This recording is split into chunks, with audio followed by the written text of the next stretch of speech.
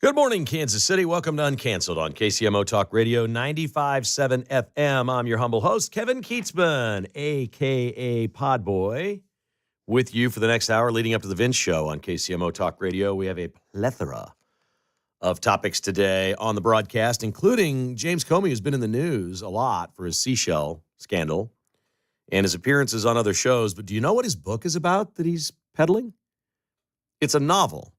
And I'm willing to bet right now, left-wingers in Hollywood at some point will make a movie out of this book James Comey has written. That's coming up a little bit later. Congresswoman, yesterday at a hearing on Capitol Hill, unveiled a nude picture of herself.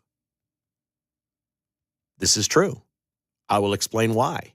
She showed that in front of everyone in the House as they were having a very serious hearing on personal privacy. Kevin Spacey is making a comeback. We call this show Uncanceled, and when people are uncanceled, we celebrate them whether we like them or not. This is quite a journey over the last 8 years. The very famous actor apparently is all the way back and getting ready to work again as the Me Too era has died. It is all ahead on this episode of Uncanceled on KCMO Talk Radio, where we start, full disclosure here, this was my monologue before I heard or knew that Patrick Tuohy was going to be on with Pete Mundo today. So you may have heard Patrick Tuohy from the Show Me Institute earlier today talking about, and I'll give Patrick, I say this every time, he's smarter than I am. He knows more about the math, the fundamental details in the weeds, the inside baseball of all these different machinations of what these states want to do with trying to lure a baseball team for a stadium or a football team for a stadium or whatever it might be. He knows all the ins and outs. I am a simpleton, as it were. I'm a common sense, general kind of guy, because I think that's where most voters in America are. I think it's the way most people live their lives. They have certain things that we're really into, that we're really smart about. Like, I'm not a lawyer, so the law isn't one, but I understand, I look at things like from a juror's perspective, what's right and wrong, I think most of us would look at things that way. That's why we ask regular folks to be on juries whenever we can. So Patrick has written this piece at the Show Me Institute .org website where he talks about the truce being over between Kansas and Missouri over luring businesses across the state line. He compares this to a Civil War reenactment, that they've just lined up and been, lobbing fake cannonballs at each other. Senate Bill 10 was quashed in Missouri last week. It died, and as Tuohy writes, so did the hopes for a truce. That's now over. And Tuohy writes, quote, Kansas Governor Laura Kelly indicated last year she was never really serious about the truce. But now Missouri has let the truce expire. And in doing so, our lawmakers join Kansas in an economic race to the bottom. It's bad policy.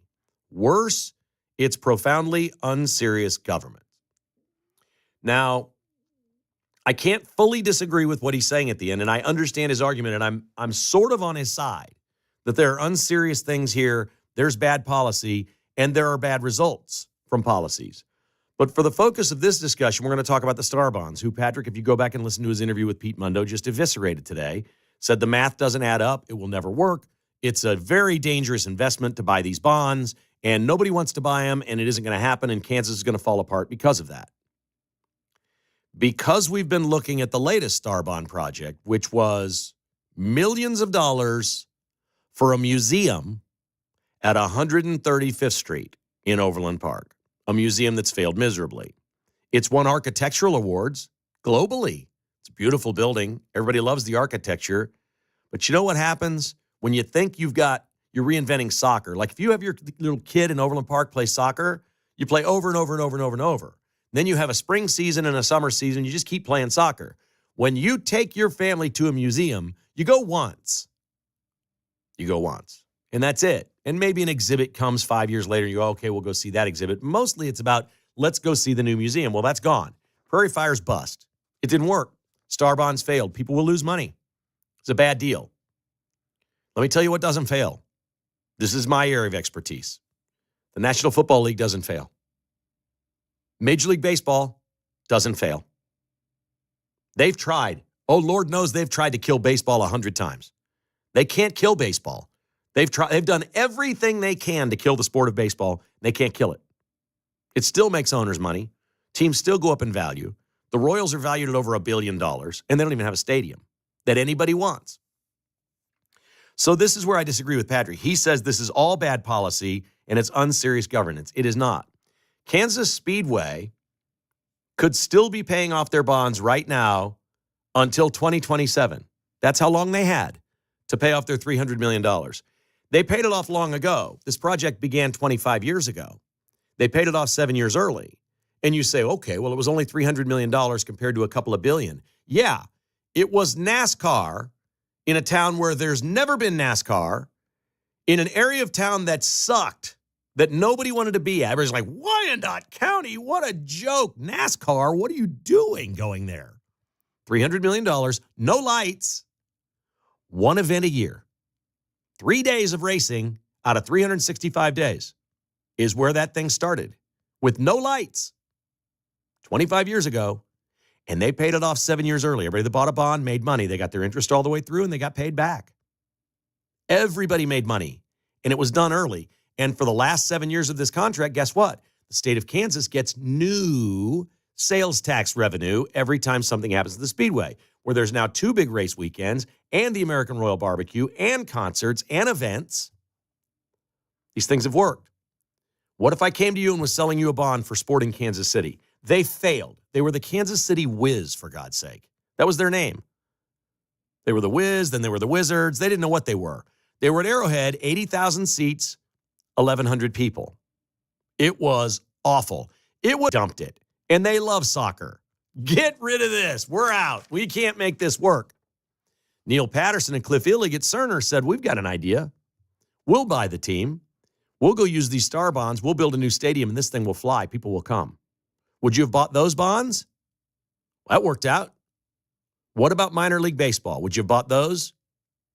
Did you know Kansas City's only resort hotel is opening this week in Kansas City, Kansas? It's the Margaritaville Resort Hotel. Water slide. It's like going to a resort on vacation. We don't have any place like that in Kansas City. There's no great hotel with a pool here and water sports and a destination for people to come. There's the Great Wolf Lodge. I guess if that counts, that's for kiddos only. Our only resort hotel in the cities in Kansas City, Kansas, and Wyandotte County. They use star bonds. They came in and spent hundreds of millions and saved a water park that turned deadly. Is the only reason it closed. Schlitterbahn wouldn't have failed if they hadn't built a death trap of a ride. Of course it failed. You're telling me that if you have an opportunity to invest in bonds with the Kansas City Chiefs and the Kansas City Royals as your partner, you think that's a risky investment? If you think that it's going to give you interest every year, in fact, it is such a good investment. There's already rumblings that Clark Hunt wants to buy $250 million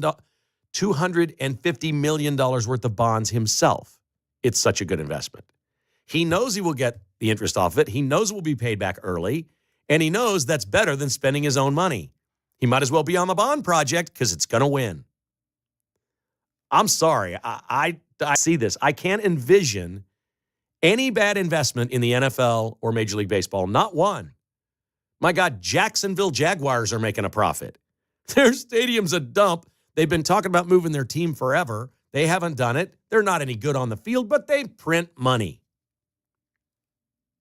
I just have to disagree with Patrick Tuohy on this one all the way through. This is not star bonds as normal. This is Major League Baseball and the National Football League. It will not fail. These bonds will not fail. They will generate the revenue. It will get paid back. The Chiefs, here's what's never going to happen. I can't say this loud enough. The Chiefs are never going to lose money. Clark Hunt will not allow it. If he wants to build something in Kansas City, Kansas, and he wants to build a hotel or a golf course or a resort or an entertainment district on the other side, whatever he decides to build, it's going to work. I can promise you it's going to work. If it's adjacent to the Kansas City Chiefs and maybe an AFL Hall of Fame or something cool like that that's a tribute to his dad, and football fans from all over the country could come and see that when they come watch their team play here, all these things. Interactive, 365 days a year, or at least 362 days a year, maybe closed on some holidays. I'm going to guess the Chiefs will have a great idea and people will come. And it will get paid off early, and he will make a boatload of money because Clark Hunt's never not made money. Guess what Clark Hunt doesn't do? He doesn't build museums at Prairie Fire. He doesn't. So this is where Patrick and I disagree. The idea is not unserious governance. It's approving everyone. Don't approve everyone. Don't approve the stupid museum. I'm sorry. Okay, great. It's an architectural wonder. Awesome. You built a big movie theater there. Nobody goes to the movies anymore. The whole thing's a disaster. In one of the most lucrative and attractive places to do business anywhere in Kansas City, they gave government assistance. They shouldn't have. They shouldn't have done it. They should have said, guess what? At some point, like this Black and Veatch thing Pete's been talking about, somebody's going to come in and buy that land and develop and do something with it. That is prime land. That doesn't need government help. Kansas City, Kansas, and Wyandotte County at the interchange of those highways has needed it. They've needed it. And this is when you use it to get the National Football League, to get Major League Baseball. It's exactly what Star Bonds were built for. These teams, my God, if you could fail in the NFL or Major League Baseball, these teams would be gone. The NBA failed here and they moved. They went to Sacramento. Hockey failed. They moved. You can't kill baseball or football. You can't kill it. You certainly can't kill it in this town. It ain't happening. I'm investing right now. If I can buy these bonds on the Kansas City Chiefs and a new stadium and the Super Bowl coming and all that comes with it, I'm all in. These bonds will be paid off early, way early. And the smartest, best investors in Kansas City are going to be jumping on board because it's going to mean they're buddies with Clark Hunt, which is also great business for anybody in business in this town. No, this is the opportunity of a lifetime. These bonds are. The Kansas City Chiefs, 3-time champions, 10 to 15 years left with Patrick Mahomes as your quarterback, a new stadium with a Super Bowl and Final Fours, an iconic venue in America, maybe globally. Oh no, this is the one you want to be in on.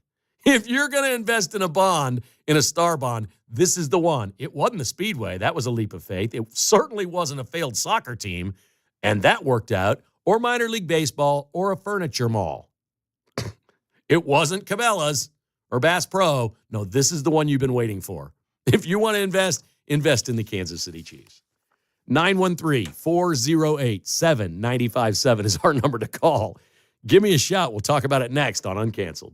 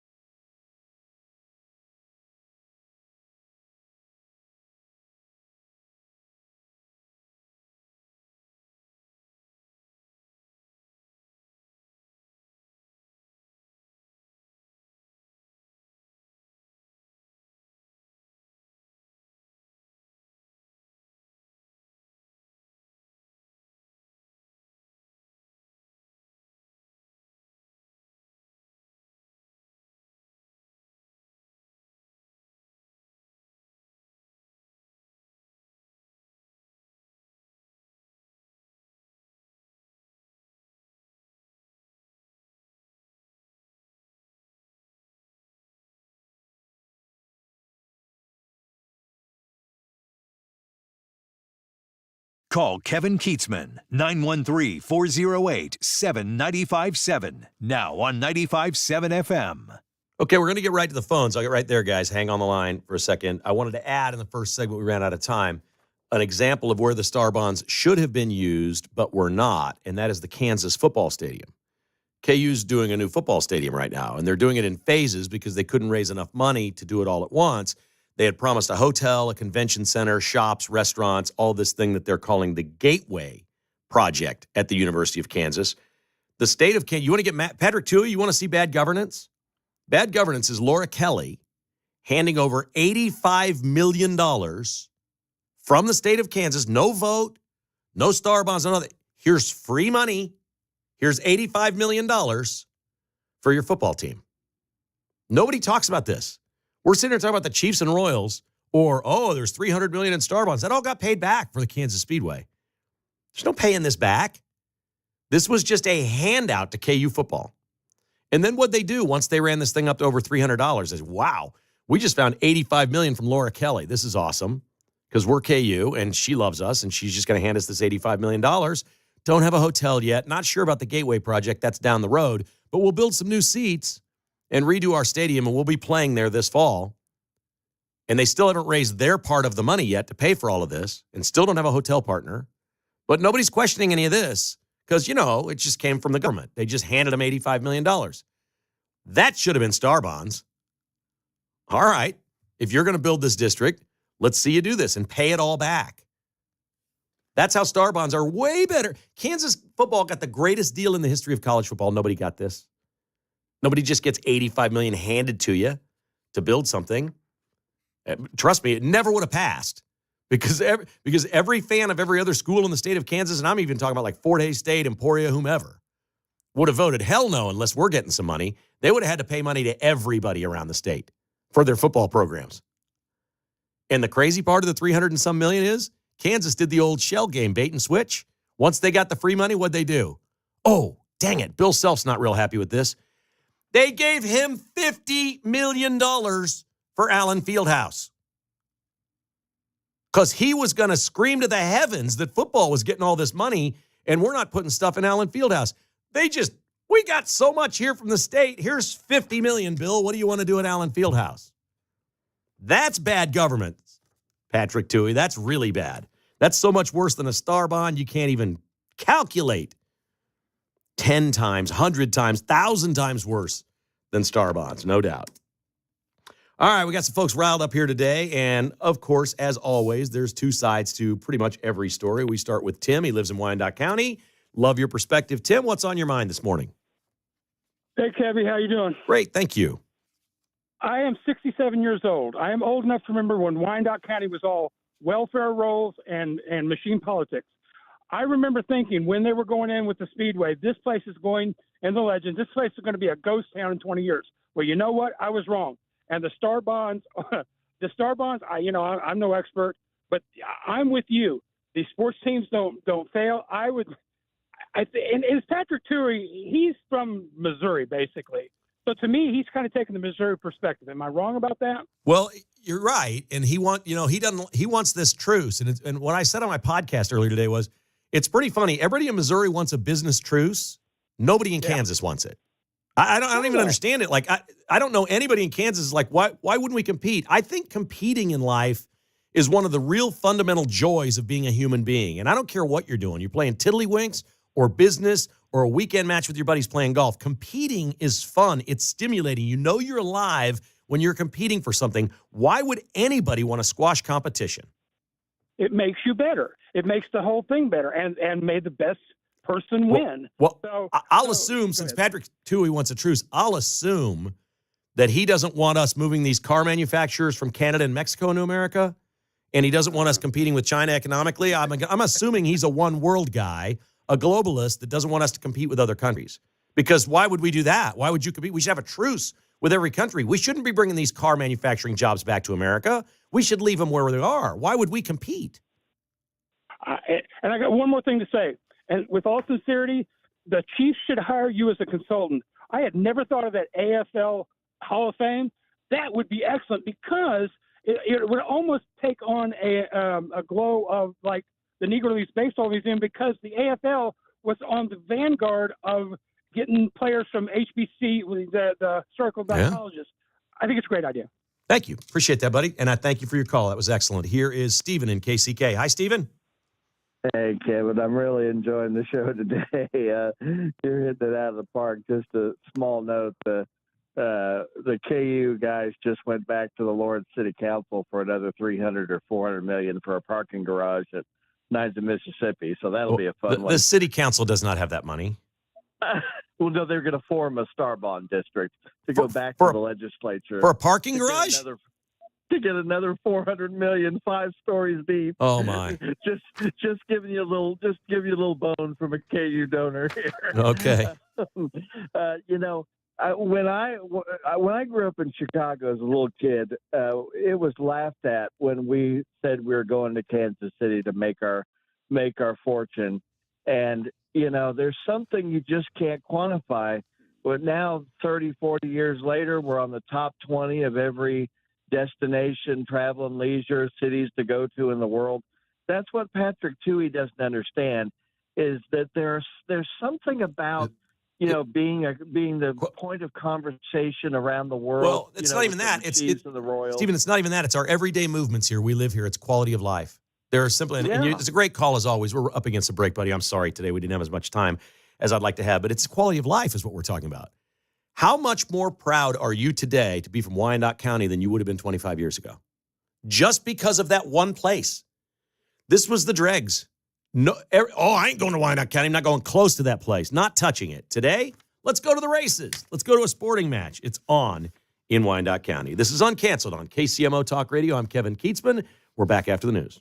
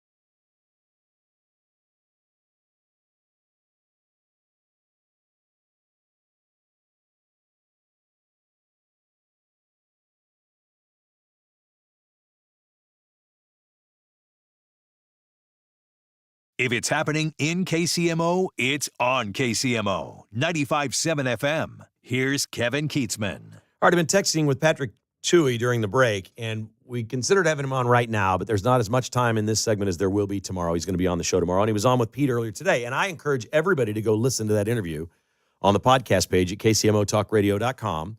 It'll be posted here if it's not. It'll be posted here if it's not, now within the next hour or two. It'll be up. He was on with Pete earlier today, and he makes excellent points about this, generally speaking, being bad government to give money to sports teams. I agree with that. I live in a different part of Realville than Patrick, where sports has been my livelihood. Of course, I've got a bias towards sports. I think they're a huge part of this city. I think this is a quality of life issue that there's very few things that the government can do that really touches people's quality of life in a way like that. What price do you put on 3 Super Bowl parades and what we feel as Kansas Cityans right now and what our life is like living this way? And how is it different if you've lived as long as I have here from 20 years ago? It's way different. The answer is it's a completely different. I mean, Spielberg's next movie is about Kansas City. Kansas City is cool, all right? A lot of people hate the Chiefs nationwide, but all of a sudden Kansas City's kind of cool.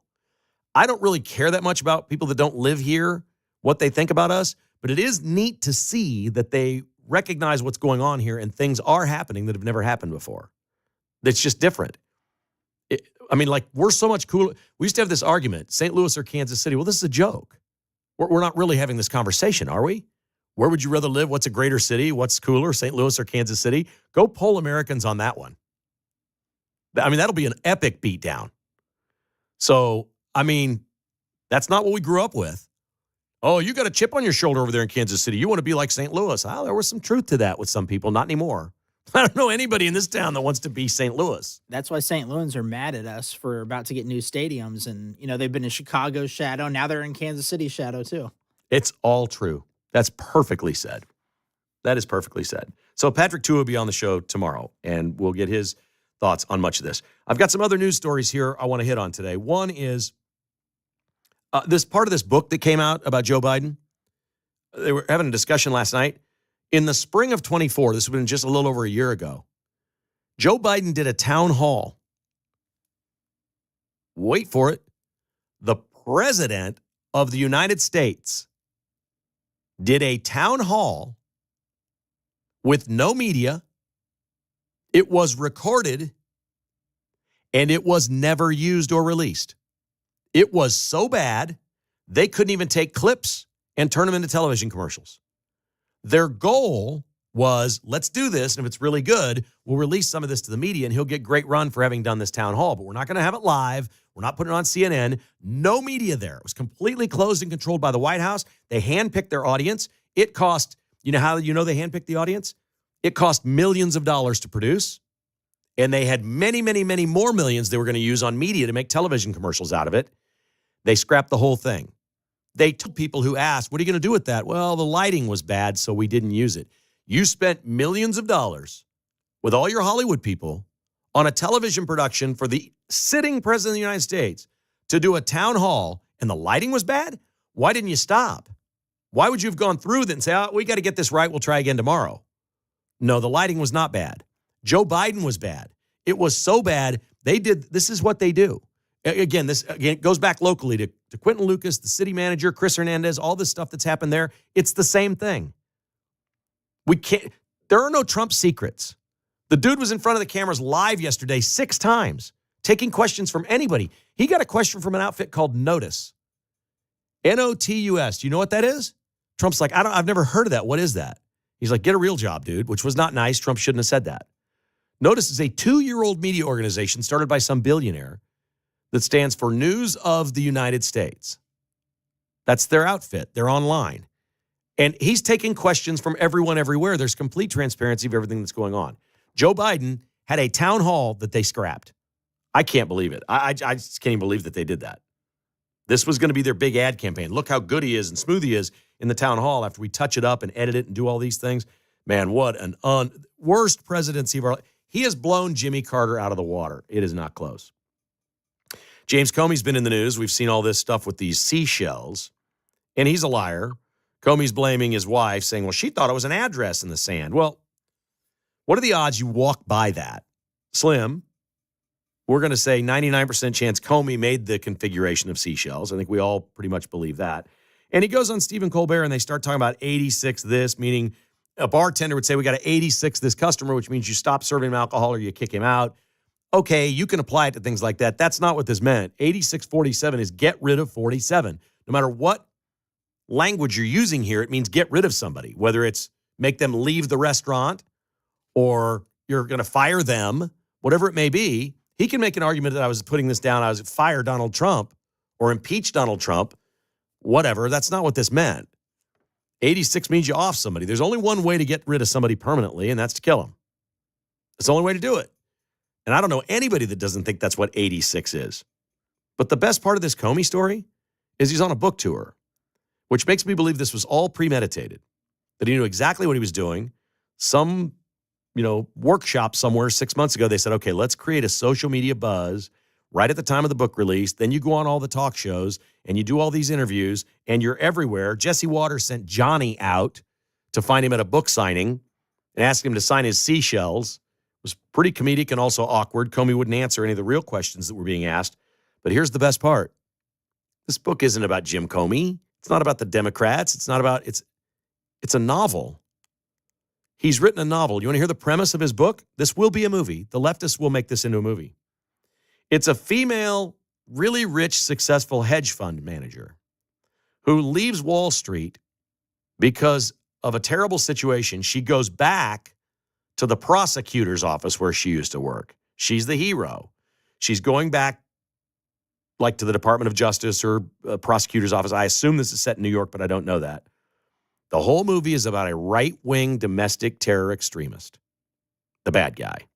A right-winger is the most terrorizing threat in the United States today. And this female lead leaves Wall Street hedge fund and goes back to prosecutor and chases down and gets this domestic terrorist, the right-winger, the Trump dude, the MAGA boy. That's what the novel's about. I don't think anybody has Trump derangement syndrome like James Comey. That's completely out of whack, completely. I mentioned earlier Nancy Mace, the congresswoman from South Carolina, if I'm not mistaken. She was on Capitol Hill yesterday in a House hearing on private surveillance. She claims she was surveilled a few years ago by someone named Patrick Bryant, who is still at large in South Carolina, has never paid a fine, never been convicted, never been in jail, installed a camera in her residence, and got video of her walking around her apartment or house naked. Kept it for 3 years for himself. She has the goods, and she made one of those big chart things, and she brought it out in front of the hearing yesterday and said, there's me walking around my apartment naked. He's got it all still, and he's never been prosecuted. We need laws on the books for these perverts. We cannot allow people to do this. This is a real crime. I don't know the whole backstory on who Patrick Bryant is, how he got access to her house, or what any of this is, but that should be a real crime. And any perverts that are out there videoing naked women or the other way around or whatever it is should be locked up for a while. That's just sick behavior. That's really sick behavior. The sick behavior is what they do with it after the fact. That's just disgusting and weird. But Nancy Mace did that. You couldn't really see if you're being weird yourself right now. She had it to where she was sort of protected by it, but it was like, okay, well, looked like she was walking out of a bedroom to the kitchen with no clothes on. I'm not a nude walker around my house. I'm not that guy. A lot of people are. There's nothing wrong with it. I ain't judging. Do whatever you want to do. It's your house. We all think we're private in our own house, and they're looking into the fact that maybe many of us are not. They're also wondering about other countries that make televisions and things like that and what could be in them and what they see of our everyday habits and how they're watching. Oh, this didn't take long. You remember on Monday's show, we talked about the WNBA was investigating. There is no evidence this happened. None. Angel Reese's coach said she didn't hear anything. Caitlin Clark didn't hear it. No other player on the court heard it.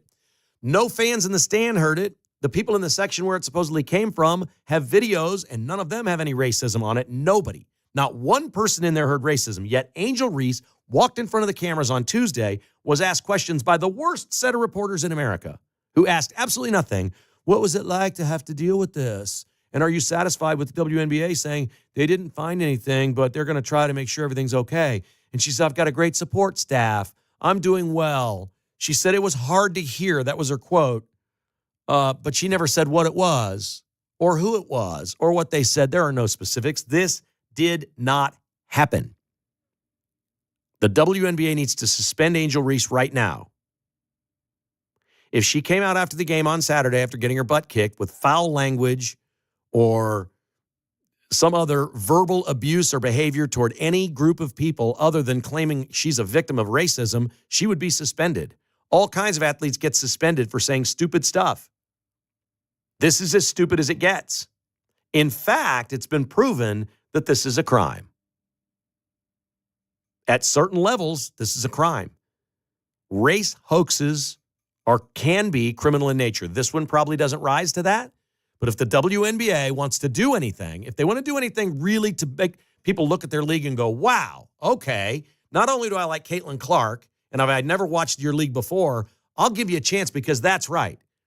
Your study just concluded this. Nobody thinks this except Angel Reese. We're suspending her for one game. Heck, I don't care. Suspend her for one half of one game.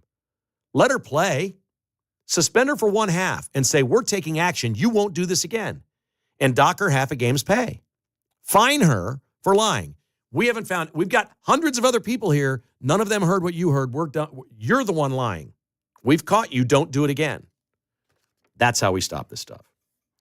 Uncanceled continues. We're going to check in with Mark. We got some tasty topics next, including the great George Wendt. Norm from Cheers, dying at age 76. We'll talk about that and more next on Uncanceled. All right, it's time to give away those tickets. Lee Greenwood and Alabama, Friday night. 7th caller right now. 913-408-7957. 408-7957 is the number to call if you'd like to go to the show out at Azura Amphitheater in Wyandotte County, right by the Speedway. Go on out there and have yourself a great time on Friday night. 7th caller wins right now. Uncanceled today is brought to you by our friends at bestofferkc.com, helping you leave the hassle behind. When you hear ads for other companies that buy houses, they can sometimes sound good, but they don't really tell you the truth. Did you know that they're franchises? Some of them are owned by other countries, companies in other countries, and you can franchise them here and do that and work for a corporation in another country.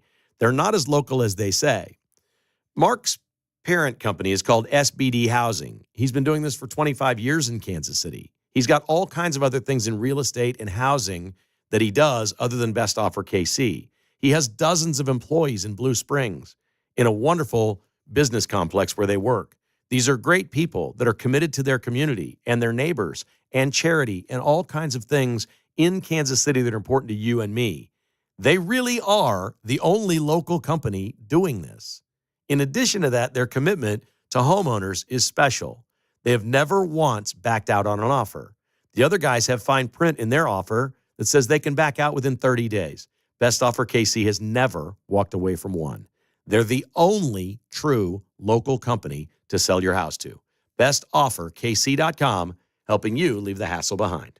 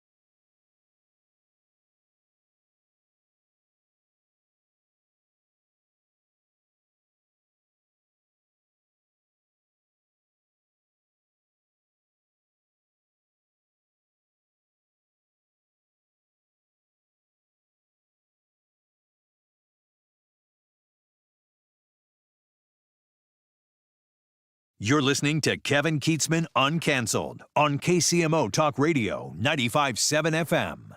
Jennifer in Kansas City is the winner of our Alabama Lee Greenwood tickets. Thank you for calling, Jennifer. We appreciate that. Where was she from? I'm sorry. Did you say Independence? Kansas City. Kansas City. KCMO on KCMO. Way to go, Jennifer. Glad to have you with us today. Congratulations. Enjoy that show out at Azura Amphitheater in Wyandotte County, right by all the Starbond stuff. Speedway and casino and all those great restaurants that are out there. Cool stuff right there. If you went to my podcast today, Kevin Kietzman Has Issues, the lead is a montage of George Wendt as Norm Peterson on Cheers. Cheers was one of the, it's just one of those shows that has never left me. It was just not an odd time in my life. I'd just become an adult. It was about a bar. I was of drinking age. And it was controversial at the time. It was one of the that the Super Bowl was used to promote this new show. And not that there hadn't been alcohol on TV before. You could even go back to like Gunsmoke episodes where they're in Dodge City at the Long Branch and they're shooting whiskey. But everybody that drank in those episodes, something really bad happened to them. There was nothing good about having a drink. There was bad places with bad people playing cards. There were working girls in there. It was awful. It's like, you don't want to be like this. Cheers was, all right, you got something to get you down with your job or your life or your relationship or something. Come on in here and be somebody's friend for a couple hours. These are nice folks. They'll be your friends. And it resonated with everyone. I mean, everybody that has ever walked into a bar and had a conversation with a stranger and felt welcome in that place having a beer. Norm Peterson, the character that George Wendt played, epitomized that. He was the everyman. And he was incredibly funny at it. And of course, his famous tag on the show was entering saying, "Good afternoon, everybody." And they'd all holler, "Norm." We've got a montage of those up at Kevin Kietzman Has Issues. If you want to hear him, we talk more about George Wendt and his career. He has great ties to Kansas City. He went to Rockhurst College for a while. He loved Rockhurst better than Notre Dame, where he flunked out. He liked Rockhurst because there was a bar across the street, he said, and enjoyed that. He's played in the dinner theater here. He's been to Big Slick. Mark, I don't know how familiar you would have been with the show Cheers. Did you watch it in reruns? You were probably a little kid at that point in time, but it was an epic show, 275 some episodes. The final episode had 81 million viewers. I knew of the show. I didn't watch it a ton. I've seen a couple episodes. Need to go back through and watch it, though. 28 Emmys it won. I mean, it was the gold standard of what a sitcom was supposed to be and carried NBC forever. 1982 to 1993, all 275 episodes George Wendt was in. He died at the age of 76 in his sleep. He will be missed. Big Slick is here next week, and I'll bet it's a heck of a tribute. Oh, yeah. The whole weekend will probably be a nice tribute to him. Really, really, really good dude. All right, have you heard of Unbound Gravel? Sounds like a band, doesn't it? Yeah, a country band. Unbound Gravel. I got this from an email or a podcast emailer who sent it in and said, "Hey, I don't even know if this is going on, Kevin, but you might want to mention it on your podcast." I started reading about it. I fell in love with it. It's something I'll never do because I can't do it. But I mean, instantly, awesomely have respect for the competitors. This is a global event. It's a tour wherever Unbound Gravel goes. A lot of them are on TV, but this one is not. This one's on a YouTube channel. It'll be live streamed this weekend. It starts in Emporia.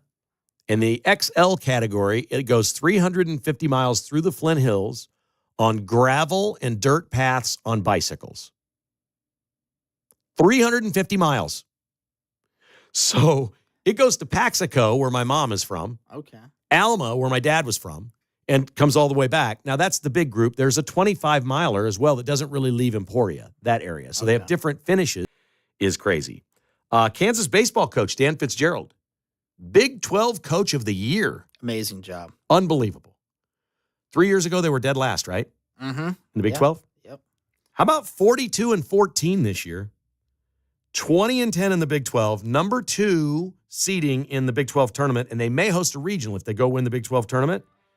Better yet, they hit a school record 98 home runs this year. It was amazing. I started following college baseball for the first time this year because of that team. Scale of 1 to 10, how entertaining is it? Royals game, scale of 1 to 10, how entertaining? Oh, man, the college games were a lot of fun this year. The fans were going crazy. They rushed the field after a walk-off win. 9?